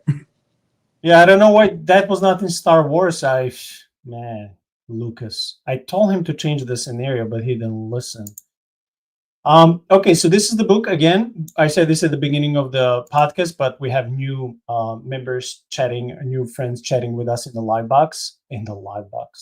live chat. So this is information for them.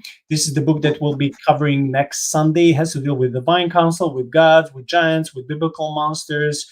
It has full maximum stars, at least on this website. I bought it. It's right here by my table. So we'll be discussing this book next Sunday. Friday, a few of us will be watching this new anime movie, K-pop Demon Hunters. We'll be assessing the spiritual parts of that movie, especially because some Christian podcasters who even have big influence in big platforms, they've been raising the concerning voice among the Christian parents and churches to, not promote or not allow kids to watch this. So we want to see if it's satanic panic, another case like with D&D games, or there's something credible to warn the parents not to play this movie to kids. So we want to assess this cinematographic art or piece of art as faithfully and genuinely and honestly as we can. We will not bash something just because it was not made by Christian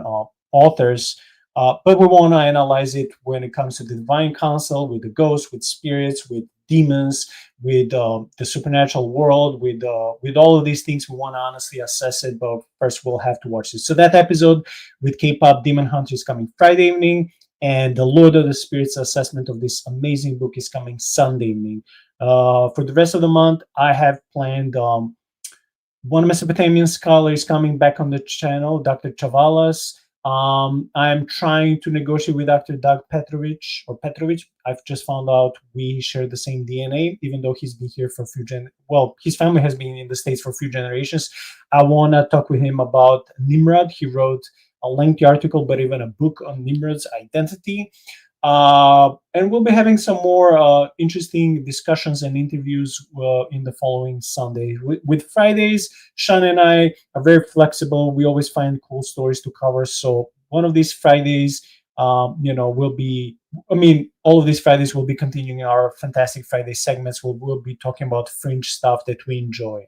So thank you for being with us. If you're not a member of this channel, please subscribe. Everything we do is absolutely free. We don't have any special VIP segment where you have to pay and watch. Everything we do is completely free. Again, we cover theological, biblical, mythological, historical, archaeological, supernatural fringe topics, all for the sake of comparing them with the Bible, enjoying fulfilling our nerdy goals and missions, enjoying being who we are, being ourselves, that we not always can enjoy with our church friends, but here we enjoy being who we are, and also connecting all of these entities and things with the scriptures and with Christ, and always giving Christ the glory, because after all, this is a ministry podcast. So if it's on your heart, please subscribe, share this material, like, comment, so it will help the YouTube algorithm. May God bless you. And even if you're not Christian and watching this, please know that you're welcome. You will never be judged. You'll never be asked to leave or anything, unless you're here to insult people. Sometimes I even have that from religious people, and I just ask them not to come back, because what's the point of you coming and insulting people? I don't understand it. Like, you can waste your time somewhere else. May God bless you. I'll see you in 5 days with this K-pop Demon Hunter assessment of the movie. Take care.